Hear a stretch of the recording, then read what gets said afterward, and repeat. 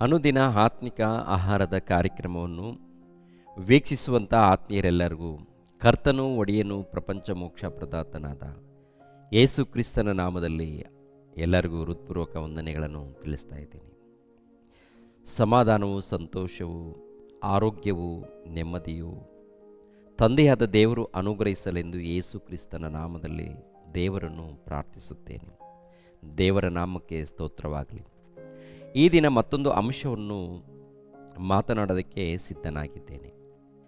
ಅಂಶದ ಹೆಸರು ಬೆಂಕಿಯಲ್ಲಿ ದೀಕ್ಷಾಸ್ನಾನ ಅಂದರೆ ಹೇಗೆ ಎಂಬ ಅಂಶವನ್ನು ನಿಮ್ಮೊಟ್ಟಿಗೆ ಮಾತನಾಡ್ತಾ ಇದ್ದೀನಿ. ಲೂಕನ ಬರೆದ ಸುವಾರ್ತೆ 3ನೇ ಅಧ್ಯಾಯ 16ನೇ ವಚನವನ್ನು ನೋಡೋಣ ಪ್ರಿಯರೇ. ಯೋಹಾನನು ಅವರೆಲ್ಲರಿಗೆ, ನಾನಂತೂ ನಿಮಗೆ ನೀರಿನ ಸ್ನಾನ ಮಾಡಿಸುವವನು, ಆದರೆ ನನಗಿಂತ ಶಕ್ತನು ಬರುತ್ತಾನೆ, ಆತನ ಕೆರಗಳ ಬಾರನ್ನು ಬಿಚ್ಚುವುದಕ್ಕೂ ನಾನು ಯೋಗ್ಯನಲ್ಲ. ಆತನು ಪವಿತ್ರಾತ್ಮದಲ್ಲಿಯೂ ಬೆಂಕಿಯಲ್ಲಿಯೂ ನಿಮಗೆ ಸ್ನಾನ ಮಾಡಿಸುವನು. ನಿನ್ನೆ ದಿನದಂದು ಪವಿತ್ರಾತ್ಮನಲ್ಲಿಯೂ ದೀಕ್ಷಾಸ್ನಾನ ಅಂದರೆ ಹೇಗೆ ಎನ್ನುವಂಥ ವಿಷಯವನ್ನು ತಿಳ್ಕೊಂಡಿದ್ದೀವಿ. ಇವತ್ತು ಬೆಂಕಿಯಲ್ಲಿಯೂ ದೀಕ್ಷಾಸ್ನಾನ ಅಂದರೆ ಹೇಗೆ ತುಂಬ ಜನ ಮಾತನಾಡುವಂಥದ್ದು. ಹೇಗೆ? ಕೆಲವರೇನು ಬೆಂಕಿ ಆತ್ಮ, ಈ ಬೆಂಕಿ ಇವಾಗ ಇಳಿತಾ ಇದೆ, ಬೆಂಕಿ ಇವಾಗ ಇಳಿತಾ ಇದೆ, ಬೆಂಕಿ ಇವಾಗ ಇಳಿತಾ ಇದೆ ಅಂತೇಳಿ ಕೆಲವರು ಹೇಳ್ತಾರೆ. ಇನ್ನು ಕೆಲವರು ಏನು ಹೇಳ್ತಾರೆ ಗೊತ್ತಾ? ನರಕದಲ್ಲಿ ಬೆಂಕಿಯ ಮೂಲಕ ಏನ್ರಿ ಸುಡ್ತಾರಲ್ಲ, ನರಕದಲ್ಲಿ ಬೆಂಕಿ ಇರುತ್ತೆ ನೋಡಿ, ಆ ಬೆಂಕಿಯಲ್ಲಿ ಹಾಕುವಂಥದ್ದೇ ಬೆಂಕಿಯ ದೀಕ್ಷಾಸ್ನಾನ ಅಂತೇಳಿ ಹೇಳ್ಕೊಳ್ತಾರೆ. ಗಮನಿಸಬೇಕು. ಕೆಲವರೇನೋ ಪ್ರಾರ್ಥನೆ ಮಾಡುವಂಥ ಸಮಯದಲ್ಲಿ, ಆರಾಧನೆ ಮಾಡುವಂಥ ಸಮಯದಲ್ಲಿ ಬೆಂಕಿ ಇಳಿತಾ ಇದೆ, ಬೆಂಕಿ ಬೆಂಕಿ ಬೆಂಕಿ ಇಳಿತಾ ಇದೆ ಅಂತೇಳಿ ಕೆಲವರು ಹೇಳ್ತಾರೆ. ಇನ್ನು ಕೆಲವರೇನೋ ಅನೀತಿವಂತರು ಸತ್ತ ಮೇಲೆ, ಪಾಪಾತ್ಮರು ಸತ್ತ ಮೇಲೆ ಬೆಂಕಿಯ ಕೆರೆಗೆ ಹೋಗ್ತಾರೆ. ಬೆಂಕಿ ಕೆರೆಗೆ ಹೋಗ್ತಾರೆ ನೋಡಿ, ಆ ಬೆಂಕಿ ಕೆರೆಗೆ ಹೋದಂಥ ಆತ್ಮಗಳನ್ನು ಕುರಿತು ಹೇಳುವಂಥ ಮಾತೇನಪ್ಪ ಅಂತ ನೋಡುವಾಗ ಅದು ಬೆಂಕಿಯ ಮೂಲಕ ದೀಕ್ಷಾಸ್ನಾನ ಅಂತ ಹೇಳಿ ಮಾತನಾಡಿಕೊಳ್ತಾರೆ. ವಾಕ್ಯದ ಪ್ರಕಾರ ಇವರು ಹೇಳುವಂಥದ್ದು ಸರಿನಾ? ವಾಕ್ಯದ ಪ್ರಕಾರ ಇವರು ಮಾತನಾಡುವಂಥ ಬೋಧನೆ ಸರಿನಾ? ಒಂದು ಸಾರಿ ಈ ಬೆಳಗಿನ ಜಾವದಲ್ಲಿ ಒಂದು ಸಾರಿ ಈ ವಾಕ್ಯಗಳನ್ನು ಪ್ರತಿಯೊಬ್ಬರು ಕೂಡ ಪರಿಶೋಧನೆ ಮಾಡಿ ಎಂದು ತಿಳಿಸ್ತಾ ಇದ್ದೀನಿ. ಯಾಕೆಂದರೆ ದೇವರ ವಾಕ್ಯ ಇದೆಯಲ್ಲ, ದೇವರ ವಾಕ್ಯಗಳೇ ನಮ್ಮ ಆತ್ಮಗಳಿಗೆ ದೀಪವಾಗಿದೆ. ದೇವರ ವಾಕ್ಯಗಳ ಮೂಲಕ ನಮ್ಮ ಆತ್ಮಗಳು ರಕ್ಷಣೆ ಹೊಂದುತ್ತೆ. ರಕ್ಷಣೆ ಕೊಡುವಂಥ ವಾಕ್ಯಗಳನ್ನೇ ನಾವು ಅಲಕ್ಷ್ಯ ಮಾಡಿದರೆ, ನಿರ್ಲಕ್ಷ್ಯ ಮಾಡಿದರೆ, ಅಪಾರ್ಥ ಮಾಡಿಕೊಂಡು ಜೀವಿಸಿದರೆ ಮೋಸ ಹೋಗ್ತೀವಿ. ನಾವ್ಯಾರು ಕೂಡ ಮೋಸ ಹೋಗಬಾರ್ದು. ನಾವೆಲ್ಲರೂ ಕೂಡ ನಿತ್ಯ ಜೀವವನ್ನು ಪಡಿಬೇಕು, ಪರಲೋಕವನ್ನು ಪಡಿಬೇಕು. ಪರಲೋಕವನ್ನು ಪಡಿಬೇಕಾದರೆ ವಾಕ್ಯಗಳು ಏನಿದೆಯೋ ಇದ್ದದ್ದು ಇದ್ದಾಗೆ ಅರ್ಥ ಮಾಡಿಕೊಂಡು ಜೀವಿಸಬೇಕು. ಪ್ರಿಯರಾದ ದೇವರ ಮಕ್ಕಳಿರ, ಬೆಂಕಿಯ ಮೂಲಕ ದೀಕ್ಷಾಸ್ನಾನ ಅಂದರೆ ಏನದು, ಹೇಗೆ ನಡೆಯುತ್ತೆ ಎಂದು ಒಂದು ಸಾರಿ ವಾಕ್ಯದ ಮೂಲಕ ನಾವು ತಿಳ್ಕೊಳ್ಳೋಣ. ಒಂದು ಸಾರಿ ಯೆರೆಮೀಯ ಗ್ರಂಥ 5ನೇ ಅಧ್ಯಾಯ 14ನೇ ವಚನವನ್ನು ನೋಡೋಣ. ಹೀಗಿರಲು ಸೇನಾಧೀಶ್ವರನಾದ ಯೆಹೋವನೆಂಬ ದೇವರು ಇಂತೆನ್ನುತ್ತಾನೆ, ನೀವು ಹೀಗೆ ಅಂದುಕೊಂಡದರಿಂದ, ಆಹಾ, ನಾನು ಪ್ರವಾದಿಯ ಬಾಯಲ್ಲಿನ ನನ್ನ ಮಾತುಗಳನ್ನು ಬೆಂಕಿಯನ್ನಾಗಿಯೂ ನನ್ನ ಜನರನ್ನು ಸೌದೆಯನ್ನಾಗಿಯೂ ಮಾಡುವೆನು. ನಾನು ಪ್ರವಾದಿಯ ಬಾಯಲ್ಲಿನ ನನ್ನ ಮಾತುಗಳನ್ನು ಬೆಂಕಿಯನ್ನಾಗಿಯೂ ನನ್ನ ಮಾತುಗಳನ್ನು ಬೆಂಕಿಯನ್ನಾಗಿಯೂ ಅಂದರೆ ಪ್ರವಾದಿಯಲ್ಲಿ ನನ್ನ ಮಾತನ್ನು ಕಳಿಸ್ತೀನಿ, ಆ ಮಾತು ಬೆಂಕಿ ಅಂತ ಹೇಳ್ತಾರೆ. ಮತ್ತೊಂದು ವಚನವನ್ನು ಕೂಡ ನೋಡೋಣ. ಅದೇ ಯೆರೆಮೀಯನ ಗ್ರಂಥ 23ನೇ ಅಧ್ಯಾಯ 29ನೇ ವಚನವನ್ನು ನೋಡೋಣ ಪ್ರಿಯರೇ. ಒಟ್ಟೆಲ್ಲಿ ಕಾಳೆಯಲ್ಲಿ ನನ್ನ ವಾಕ್ಯವು ಬೆಂಕಿಗೂ ಬಂಡೆಯನ್ನು ಒಡೆದು ಬಿಡುವ ಚಮಟಿಗೂ ಸಮಾನವಾಗಿದೆಯಲ್ಲ, ಯೆಹೋವನು ಇದನ್ನು ನುಡಿದಿದ್ದಾನೆ. ಬೆಂಕಿಗೂ ಬಂಡೆಯನ್ನು ಒಡೆದು ಬಿಡುವ ಚಮಟಿಗೂ ಸಮಾನವಾಗಿದೆ ಅಂತ. ದೇವರ ವಾಕ್ಯವು ಬೆಂಕಿ ಅಂದರೆ ಬೆಂಕಿಯ ಮೂಲಕ ದೀಕ್ಷಾಸ್ನಾನ, ಬೆಂಕಿಯ ಮೂಲಕ ದೀಕ್ಷಾಸ್ನಾನ ಅಂದರೆ ದೇವರ ವಾಕ್ಯದ ಮೂಲಕ ಸ್ನಾನ ಮಾಡಿಸುತ್ತೇನೆ ಅಂತೇಳಿ ಹೇಳುವಂಥ ಮಾತು. ವಾಕ್ಯದ ಮೂಲಕ ಸ್ನಾನ ಮಾಡಿಸುವಂಥದ್ದು, ಪವಿತ್ರಾತ್ಮನಲ್ಲಿ ಸ್ನಾನ, ಬೆಂಕಿಯಲ್ಲಿ ಸ್ನಾನ ಮಾಡಿಸುವಂಥದ್ದು. ಅಂದರೆ ಅರ್ಥ ಏನಪ್ಪ ಅಂತ ನೋಡುವಾಗ, ಪ್ರಿಯರಾದ ದೇವರ ಮಕ್ಕಳಿರ, 1ನೇ ಶತಮಾನದಲ್ಲಿ ಅಪೊಸ್ತಲರಿದ್ದಾರಲ್ಲ, ಅವರ ಮಧ್ಯದಲ್ಲಿ ಪವಿತ್ರಾತ್ಮ ನಡೀತಾನೆ. 2ನೇದಾಗಿ ಅವರಿಗೆ ದೇವರ ವಾಕ್ಯವು ಕೊಡುವಂಥದ್ದು ನಡೆಯುತ್ತೆ. ಇವಾಗ ನಮ್ಮ ಕೈಯಲ್ಲಿ ವಾಕ್ಯ ಬೈಬಲ್ ಗ್ರಂಥ ಇದೆಯಲ್ಲ, 1ನೇ ಶತಮಾನದಲ್ಲಿ ಅಪೊಸ್ತಲರ ಕೈಯಲ್ಲಿ ಈ ಥರ ಗ್ರಂಥ ಇದೆಯಾ ಪ್ರಿಯರೇ? 1ನೇ ಶತಮಾನದಲ್ಲಿ ಅಪೊಸ್ತಲರಿದ್ದಾರಲ್ಲ, ಅಪೊಸ್ತಲರಿದ್ದಂಥ ಆ ಕಾಲದಲ್ಲಿ ಈ ಥರ ಬೈಬಲ್ ಗ್ರಂಥ ಅವ್ರ ಕೈಯಲ್ಲಿ ಇದೆಯಾ? ಹೋಗ್ಲಿ, ಗ್ರಂಥದ ಸುರುಳಿ ಇದೆಯಾ? ಹೊಸ ಒಡಂಬಡಿಕೆ ಇದೆಯಾ? ಹಳೆ ಒಡಂಬಡಿಕೆ ಇದೆ. ಸಂಪೂರ್ಣವಾದಂಥ ಜ್ಞಾನ, ಸಂಪೂರ್ಣವಾದಂಥ ವಾಕ್ಯಗಳು ಇನ್ನೂ ಬಂದಿಲ್ಲ.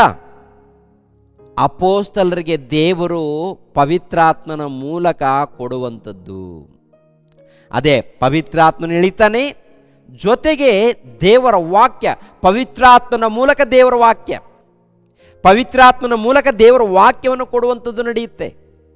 ಅದಕ್ಕೆ ಯೋಹಾನನು ಹೇಳ್ತಾನೆ, ಯೋಹಾನನು, ನಾನು ನೀರಿನ ಮೂಲಕ ಸ್ನಾನ ಮಾಡಿಸ್ತಾ ಇದ್ದೀನಿ, ನನ್ನ ಹಿಂದೆ ಬರುವಂಥ ಮಹಾಶಕ್ತನು, ಆತನು ಪವಿತ್ರಾತ್ಮನ ಮೂಲಕ, ಬೆಂಕಿಯ ಮೂಲಕ ನಿಮಗೆ ಸ್ನಾನ ಮಾಡಿಸುವನು, ನಿಮಗೆ ಸ್ನಾನ ಮಾಡಿಸುವನು.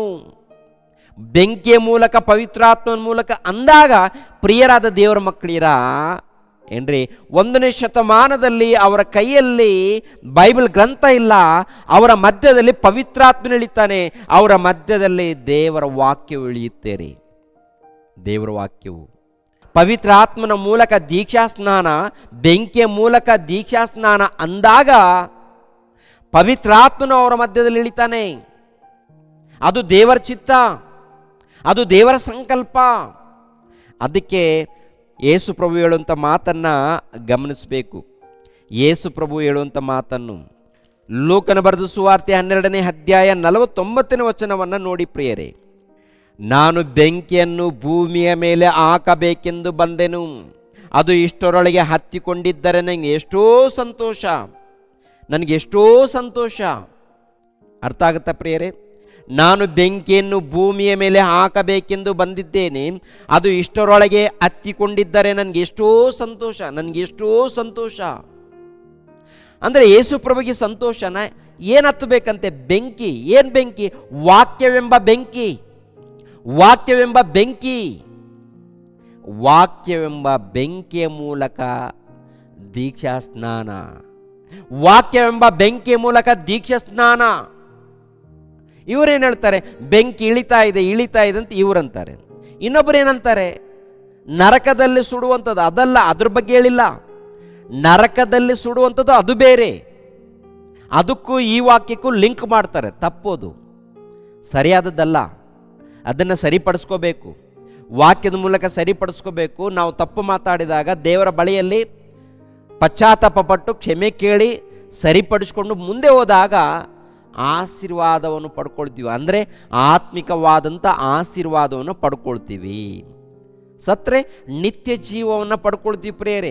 ಆ ನಿತ್ಯ ಜೀವವನ್ನು ಪಡ್ಕೊಳ್ಬೇಕಾದ್ರೆ ದೇವರ ವಾಕ್ಯವನ್ನು ಕಲಿಬೇಕು, ದೇವರ ವಾಕ್ಯಕ್ಕೆ ವಿಧೇಯರಾಗಬೇಕು, ಭಯ ಭಕ್ತಿಯಿಂದ ಜೀವಿಸಬೇಕು, ದೇವರ ಸಹವಾಸದಲ್ಲಿರಬೇಕು, ಪ್ರಾರ್ಥನೆಯಲ್ಲಿ, ಆರಾಧನೆಯಲ್ಲಿ, ದೇವರ ಸೇವೆಯಲ್ಲಿ, ಕಾರ್ಯಕ್ರಮಗಳಲ್ಲಿ ನಿರಂತರ ಜೀವಿಸಬೇಕು.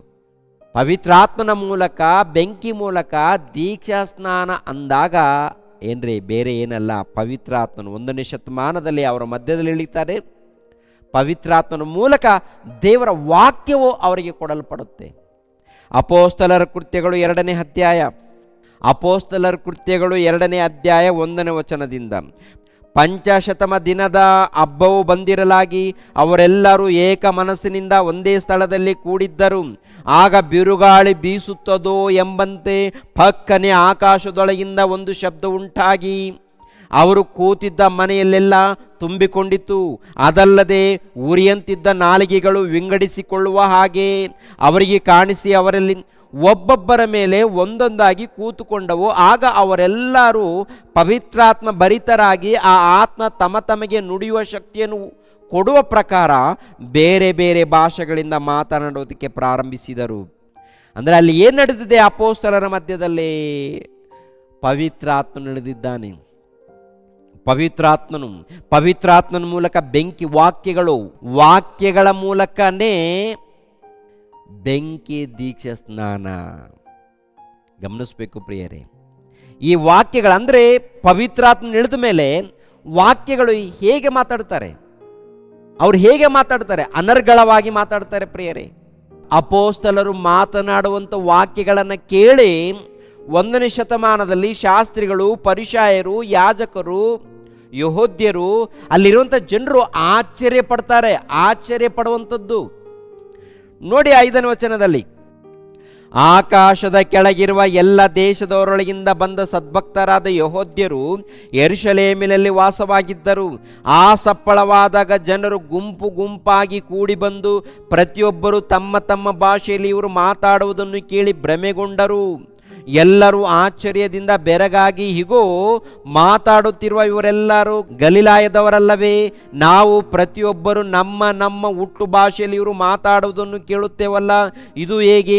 ಪಾರ್ಥಿಯರು, ಮೇದ್ಯರು, ಏಲಾಮ್ಯರು, ಮೆಸಪತೋಮ್ಯ, ಯೂದಾಯ, ಕಪ್ಪದೋಕ್ಯ, ಪೊಂತ್ಯ, ಆಸ್ಯ, ಪೃಗ್ಯ, ಪಂಪುಲ್ಯ, ಐಗುಪ್ತ್ಯ, ಕುರೋನಿಯ, ಮಗ್ಗುಲಲ್ಲಿರುವ ಲಿಬ್ಯ, ಈ ಸೀಮೆಗಳಲ್ಲಿರುವ ವಾಸವಾಗಿರುವವರು, ರೋಮಾಪುರದಿಂದ ಬಂದು ಇಳಿದಿರುವ ಯಹೂದ್ಯರು, ಯಹೂದ್ಯ ಮತಾವಲಂಬಿಗಳು, ಕ್ರೇತ್ಯರು, ಅರೇಬಿ ದೇಶದವರು ಆಗಿರುವ ನಾವು ನಮ್ಮ ಭಾಷೆಗಳಲ್ಲಿ ಇವರು ದೇವರ ಮಹತ್ವಗಳ ವಿಷಯವಾಗಿ ಹೇಳುವುದನ್ನು ಕೇಳುತ್ತೇವಲ್ಲ ಅಂದುಕೊಂಡರು. ಎಲ್ಲರೂ ಬೆರಗಾಗಿ ಕಳವಳಗೊಂಡರು. ಇದೇನಾಗಿರಬಹುದು ಎಂದು ಒಬ್ಬರನ್ನೊಬ್ಬರು ಕೇಳುತ್ತಿದ್ದರು. ನೋಡಿದ್ರ, ಅಂದರೆ ಅನೇಕ ಪ್ರಾಂತದಲ್ಲಿದ್ದವರು ಎಲ್ಲರೂ ಕೂಡ ಅಪೋಸ್ತಲರು ಮಾತನಾಡುವಂಥ ಆ ಸಮಯವನ್ನು ಗುಂಪಾಗಿ ದೇವರ ವಾಕ್ಯಗಳನ್ನು ಸಾರ್ತಾ ಇದ್ದಾರೆ. ಆ ಸಾರುವಂಥ ಸಮಯದಲ್ಲಿ ಎಲ್ಲರೂ ಬಂದಿದ್ದಾರೆ ಪ್ರೇರಿ. ಏನು ಆಶ್ಚರ್ಯ, ಎಷ್ಟು ಅದ್ಭುತವಾಗಿ ನಮ್ಮ ಭಾಷೆಯಲ್ಲಿ ಮಾತಾಡ್ತಾ ಇದ್ದಾರಲ್ಲ, ನಮ್ಮ ಹುಟ್ಟು ಭಾಷೆಯಲ್ಲಿ. ಅಂದರೆ ಅವರು ಬೇರೆ ಬೇರೆ ಎಲ್ಲ ಭಾಷೆಗಳಲ್ಲಿ ಮಾತಾಡ್ತಾ ಇದ್ದಾರೆ ಪ್ರಿಯರಾದ ದೇವರ ಮಕ್ಕಳಿರ. ಈಗಿನ ಕಾಲದಲ್ಲಿ ದೇವರ ಆತ್ಮನ ಎಳೆದಿದ್ದಾನೆ ಅಂತೇಳಿ ಅನ್ಯ ಭಾಷೆ ಮಾತಾಡ್ತಾ ಇದೀವಿ ಅಂತ ಹೇಳಿ ಕೂಗಾಡ್ತಾ ಇದೆ. ಇದು ಅನ್ಯ ಭಾಷೆ. ಇವ್ರು ಮಾತಾಡುವಂಥ ಭಾಷೆ ಅನ್ಯ ಭಾಷೆ ಅಲ್ಲ, ಅಂದರೆ ದೇವ್ರು ಕೊಟ್ಟಂಥ ಭಾಷೆ ಅಲ್ಲ. ಇವರು ಪ್ರತ್ಯೇಕವಾಗಿ ಕಲ್ತ್ಕೊಂಡಿರುವಂಥ ಭಾಷೆ. ಇವರು ಕಲ್ತುಕೊಂಡಿರುವಂಥ ಭಾಷೆ, ದೇವರು ಪ್ರತ್ಯೇಕವಾಗಿ ಕೊಟ್ಟಿರುವಂಥ ಭಾಷೆ ಅಲ್ಲ. ಅಂದರೆ ಪವಿತ್ರಾತ್ಮನ ಇಳಿದ ಮೇಲೆ 1ನೇ ಶತಮಾನದಲ್ಲಿ ಪವಿತ್ರಾತ್ಮನ ಇಳಿತಾರಲ್ಲ, ಇಳಿದಾಗ ಅವ್ರ ಮಧ್ಯದಲ್ಲಿ ಏನ್ರಿ ಪವಿತ್ರಾತ್ಮನ ಮೂಲಕ ದೀಕ್ಷಾ ಸ್ನಾನವಾಗುತ್ತೆ. ಎರಡನೇದಾಗಿ ಬೆಂಕಿಯ ಮೂಲಕ ದೀಕ್ಷಾ ಸ್ನಾನವಾಗುತ್ತೆ. ಪಡ್ಕೊಂಡಂಥ ಅವರು ಅದ್ಭುತವಾಗಿ ಮಾತಾಡ್ತಾರೆ, ಅನ್ಯ ಭಾಷೆಗಳನ್ನು ಮಾತಾಡ್ತಾರೆ. ಅನ್ಯ ಭಾಷೆಗಳಂದರೆ ಬೇರೆ ಬೇರೆ ಭಾಷೆಗಳಂದರೆ ಅಲ್ಲಿರುವಂಥ ಎಲ್ಲ ಪ್ರಜೆಗಳು ಬಂದಿದ್ದಾರೆ, ಬೇರೆ ಬೇರೆ ಭಾಷೆದವರು ಬಂದಿದ್ದಾರೆ. ಇವ್ರಿಗೆ ಬರುವಂಥ ಭಾಷೆ 1, 2, 3 ಭಾಷೆಗಳು ಬರುತ್ತೆ ಅಷ್ಟೇ. ಆದರೆ ಈ ಅಪೋಸ್ತಲರು ಪವಿತ್ರಾತ್ಮನನ್ನು ಪಡೆದುಕೊಂಡಿರುವಂಥ ಇವರು ಅಲ್ಲಿ ಬಂದಿರುವಂಥ ಎಲ್ಲ ಭಾಷೆದವರು ಅವರು ಮಾತಾಡುವಂಥ ಅವ್ರ ಭಾಷೆಯಲ್ಲಿ ಇವರು ಮಾತಾಡಿದ್ದಾರೆ. ಅದು ಅನ್ಯ ಭಾಷೆಗಳು.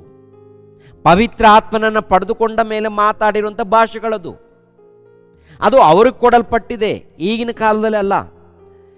ಸತ್ಯವೇದ ಗ್ರಂಥವನ್ನು ಸಂಪೂರ್ಣವಾಗಿ ಬರೆಯೋ ತನಕ ಅವರ ಮಧ್ಯದಲ್ಲಿ ಅದ್ಭುತಗಳು, ಅವರ ಮಧ್ಯದಲ್ಲಿ ಸೂಚಕ ಕಾರ್ಯಗಳು, ಅವರ ಮಧ್ಯದಲ್ಲಿ ಅನ್ಯ ಭಾಷೆಗಳು, ಪವಿತ್ರಾತ್ಮನು ಎಳೆದಿರುವಂಥದ್ದು ಇದೆಲ್ಲ ನಡೆದಿದೆ ಪ್ರಿಯರೇ. ಈಗಿನ ಕಾಲದಲ್ಲಿ ಏನು ಬೋಧನೆ ಮಾಡ್ತಾರೋ ಗೊತ್ತಿಲ್ಲ, ಬೋಧನೆಗಳು ಹೇಗೆ ಇದೆಯೋ ಒಂದು ಅರ್ಥ ಆಗಲ್ಲ. ಈಗಿನ ಕಾಲದಲ್ಲಿ ಬೋಧನೆಗಳನ್ನು ಒಂದ್ಸರಿ ಆಲೋಚನೆ ಮಾಡುವಾಗ ವಾಕ್ಯಕ್ಕೆ ಭಿನ್ನವಾಗಿರುತ್ತೆ. ಆದ್ದರಿಂದ ನೀವೇನು ಕೇಳ್ತಾ ಇದ್ದೀರಾ, ಜಾಗ್ರತೆ. ವಾಕ್ಯದ ವಿಷಯದಲ್ಲಿ ಜಾಗ್ರತೆ, ನಿಮ್ಮ ಭಕ್ತಿ ವಿಷಯದಲ್ಲಿ ಜಾಗ್ರತೆ, ನಿಮ್ಮ ನಂಬಿಕೆ ವಿಷಯದಲ್ಲಿ ಜಾಗ್ರತೆ. ಯಾಕೆಂದರೆ 1ನೇ ಶತಮಾನದಲ್ಲಿ ಅಪೋಸ್ತಲರು ಪವಿತ್ರಾತ್ಮನ ಮೂಲಕ, ಬೆಂಕಿಯ ಮೂಲಕ ದೀಕ್ಷಾ ಸ್ನಾನ ಪಡ್ಕೊಂಡಿದ್ದಾರೆ. ಇವಾಗ ನಾವು ಈ ವಾಕ್ಯ ಇದೆಯಲ್ಲ, ಈ ವಾಕ್ಯನೇ ಬೆಂಕಿ ಏನ್ರಿ. ದೇವರ ವಾಕ್ಯ ಇದೆಯಲ್ಲ, ದೇವರ ವಾಕ್ಯ ಬೆಂಕಿಗೆ ಹೋಲಿಸ್ತಾರೆ. ಅರ್ಥ ಮಾಡಿಕೊಂಡಾಗ ನಮ್ಮ ಹೃದಯದಲ್ಲಿ ಉರಿತಾ ಇರುತ್ತೆ ರೀ ಬೆಂಕಿ ವಾಕ್ಯಗಳು. ಪವಿತ್ರಾತ್ಮನನ್ನು ಯಾವಾಗ ಪಡ್ಕೊಳ್ತೀವಿ?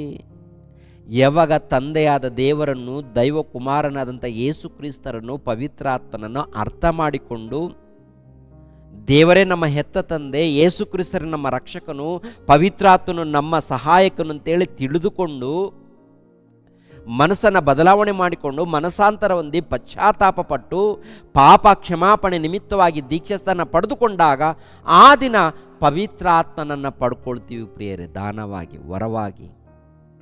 ಅರ್ಥ ಆಗುತ್ತಾ ಪ್ರಿಯರೇ? ಪವಿತ್ರ ಆತ್ಮನನ್ನು ಪಡೆದುಕೊಂಡ ಮೇಲೆ ಏನ್ರಿ, ಭಕ್ತಿಯಿಂದ, ಧ್ಯಾನದಲ್ಲಿ, ಸಹವಾಸದಲ್ಲಿ, ಸೇವೆಯಲ್ಲಿ ಜೀವಿಸಬೇಕು ಪ್ರಿಯರೇ.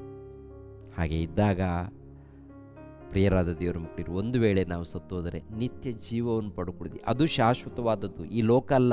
ಈ ಲೋಕ ಗತಿಸಿ ಹೋಗುತ್ತೆ, ಈ ಲೋಕ ನಾಶವಾಗುತ್ತೆ. ಈ ಲೋಕದ ಮೇಲೆ ಆಸೆ ಇಟ್ಕೊಳ್ಬೇಡಿ. ಈ ಲೋಕದಲ್ಲಿ ಏನೂ ಇಲ್ಲ. ಇರೋ ತನಕ ದೇವರ ಧ್ಯಾನದಲ್ಲಿ ಇರೋಣ, ಭಕ್ತಿಯಿಂದ ಇರೋಣ, ನಂಬಿಕೆಯಿಂದ ಜೀವಿಸೋಣ, ಒಳ್ಳೆ ಒಳ್ಳೆ ಊಟ ಮಾಡೋಣ. ನಮ್ಮ ಕೈಯಲ್ಲಿ ಏನಾಗುತ್ತೆ, ನಮ್ಗೆ ಏನು ತಿನ್ನೋಕ್ಕಾಗುತ್ತೆ, ಹೇಗೆ, ನಮ್ಮ ಶಕ್ತಿ ಎಷ್ಟು ಅದರಷ್ಟು ನಾವು ತಕ್ಕ ಹಾಗೆ ಊಟ ಮಾಡೋಣ, ತಪ್ಪೇನಿಲ್ಲ. ಒಳ್ಳೆ ವಸ್ತ್ರಗಳನ್ನು ಧರಿಸ್ಕೊಳ್ಳೋಣ, ತಪ್ಪೇನಿಲ್ಲ. ಆದರೆ ದೇವರನ್ನು ಬಿಡಬಾರ್ದು, ದೇವರ ಸಹವಾಸವನ್ನು ಬಿಡಕೂಡ್ದು. ದೇವರ ಸಹವಾಸದಲ್ಲಿ, ಧ್ಯಾನದಲ್ಲಿ, ಪ್ರಾರ್ಥನೆಯಲ್ಲಿ, ಆರಾಧನೆಯಲ್ಲಿ ನಿರಂತರ ಜೀವಿಸಬೇಕು. ಆಗ ಒಂದು ವೇಳೆ ಸತ್ತೋದರೆ ನಿತ್ಯ ಜೀವವನ್ನು ಪಡ್ಕೊಳ್ತೀವಿ ಪ್ರಿಯರೇ. ಆದ್ದರಿಂದ ಜಾಗ್ರತೆ, ನಿಮ್ಮ ಭಕ್ತಿ ಜಾಗ್ರತೆ, ನಿಮ್ಮ ನಂಬಿಕೆ ಜಾಗ್ರತೆ. ದೇವರು ನಿಮ್ಮನ್ನು ನನ್ನನ್ನು ಆಶೀರ್ವದಿಸಲಿ. ಸರ್ವವನ್ನು, ಸರ್ವಲೋಕವನ್ನು ಉಂಟು ಮಾಡಿರುವಂಥ ಸರ್ವಶಕ್ತನಾದ ನಮ್ಮ ತಂದೆಯಾದ ದೇವ, ನಿಮಗೆ ಸ್ತೋತ್ರಗಳು. ನೇರ ಪ್ರಸಾರವನ್ನು ವೀಕ್ಷಿಸುವಂಥ ಎಲ್ಲ ನಿಮ್ಮ ಮಕ್ಕಳನ್ನು ಹೆಸರುಗಳಿಂದ ಆಶೀರ್ವದಿಸಿ, ಪ್ರತಿ ಕುಟುಂಬಕ್ಕೆ ಸಮಾಧಾನವನ್ನು, ಸಂತೋಷವನ್ನು ದಯಪಾಲಿಸಿ. ಅನೇಕರು ತಿಳಿದುಕೊಳ್ಳುವಂತೆ, ಅನೇಕರು ವಾಕ್ಯಗಳನ್ನು ತಿಳಿದುಕೊಂಡು ಭಕ್ತಿಯಿಂದ ಜೀವಿಸುವುದಕ್ಕೆ ಸಹಾಯ ಮಾಡಿ. ಯೇಸು ಪವಿತ್ರ ನಾಮದಲ್ಲಿ ಬೇಡಿ ಹೊಂದಿದೆಯಪ್ಪ ತಂದೆಯೇ, ಆಮೇನ್. ಎಲ್ಲರಿಗೂ ವಂದನೆಗಳು.